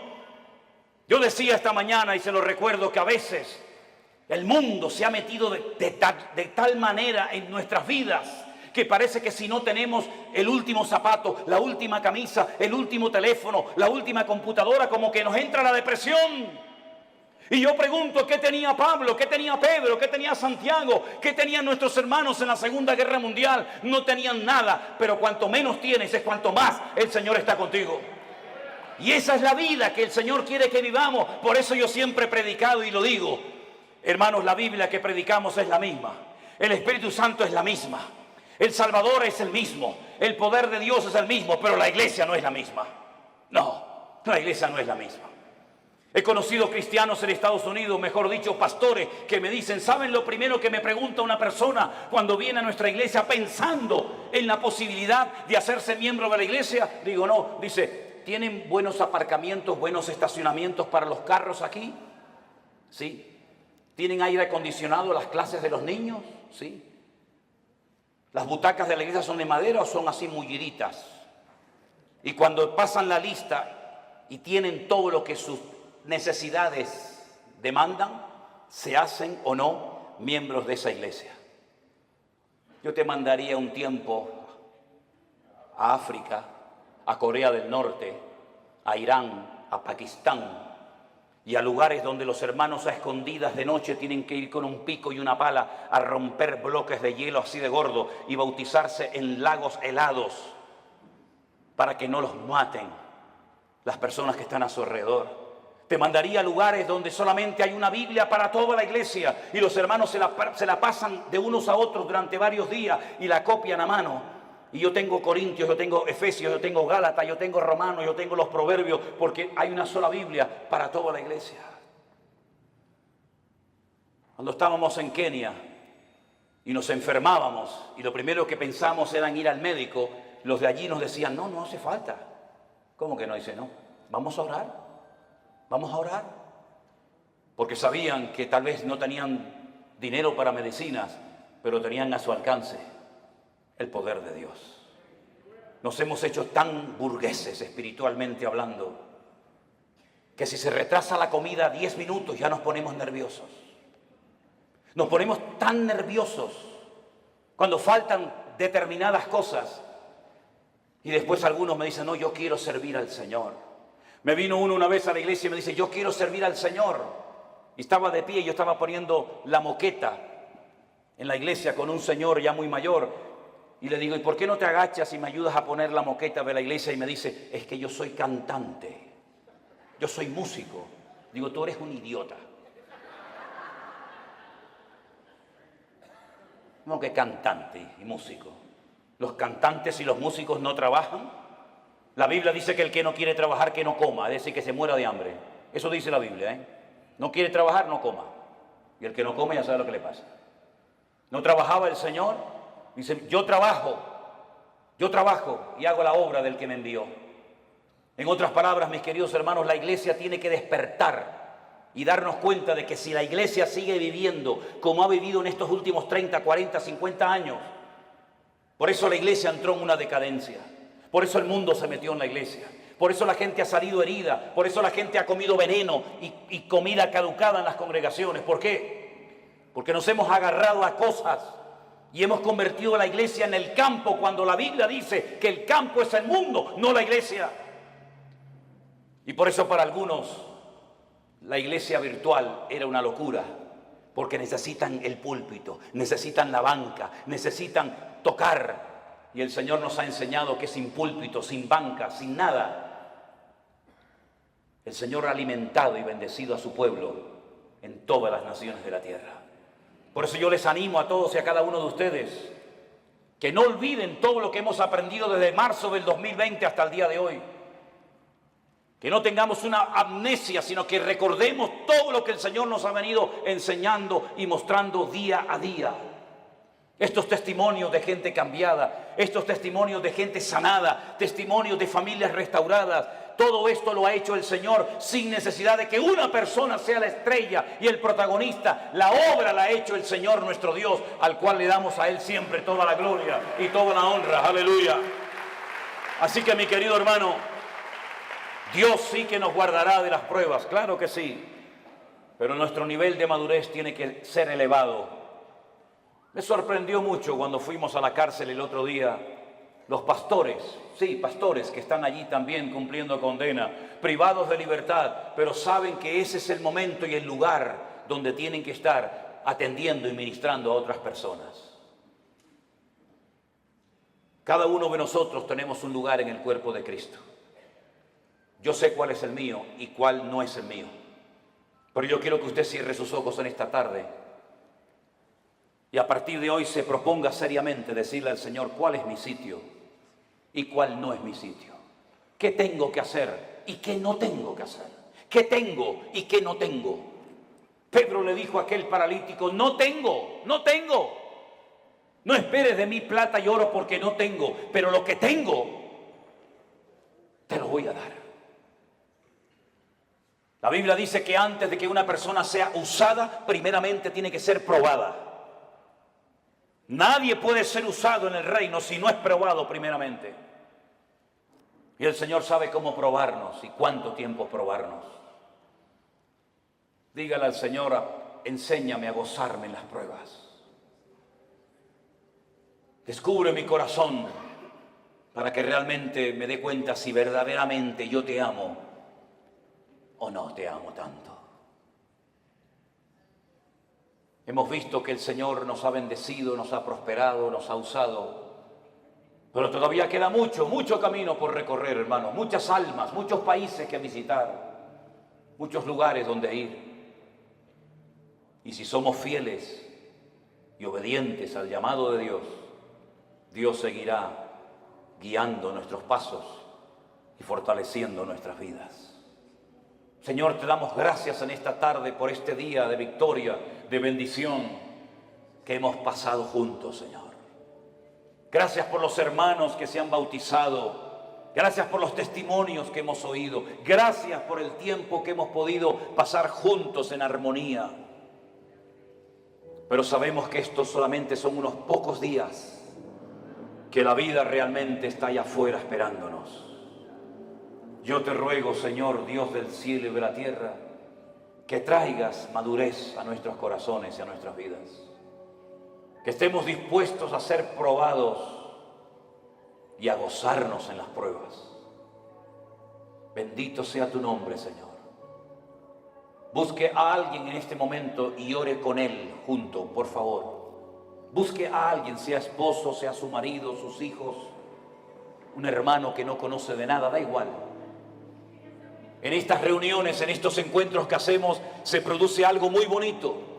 Y es ver hermanos de la misma ciudad que no se conocían, que aquí en estas reuniones se conocen. Hermanos que no se conocían de nada antes, ahora se hacen amigos y se dan abrazos. En estos lugares le hemos demostrado al mundo que somos capaces de juntarnos con hermanos pentecostales, con hermanos bautistas, con hermanos metodistas, con hermanos de cualquier denominación. Y somos capaces de juntarnos juntos y alabar a Dios y honrar a Dios sin levantar en alto una bandera, sin levantar en alto el nombre de un hombre o de una denominación. Dios está rompiendo barreras, hermanos queridos. Pastores de diferentes iglesias vienen a nuestros encuentros, vienen a nuestras reuniones y juntos alabamos al Señor. Y eso es algo milagroso que nunca se había dado, o por lo menos hace mucho tiempo. Aquí nos juntamos hermanos de diferentes nacionalidades, ricos, pobres, blancos, negros, hermanos que tienen una tendencia denominacional, hermanos que tienen otra creencia denominacional, hermanos que levantan las manos, hermanos que no levantan las manos, hermanos que hablan en lenguas, hermanos que no hablan en lengua. Eso es lo de menos. Lo que nos une no es eso, lo que nos une es el amor de Dios. Y lo que queremos es impactar al mundo con el amor de Dios en nuestros corazones. Aleluya. Recibe la gloria, mi Dios. Y así orando los unos por los otros, te damos gracias por tu fidelidad. Gracias por tu palabra, Dios mío. Aleluya. Gracias, Señor, por el milagro de la iglesia. Gracias, Señor, por los hermanos que vienen haciendo grandes esfuerzos para venir a comer palabra viva.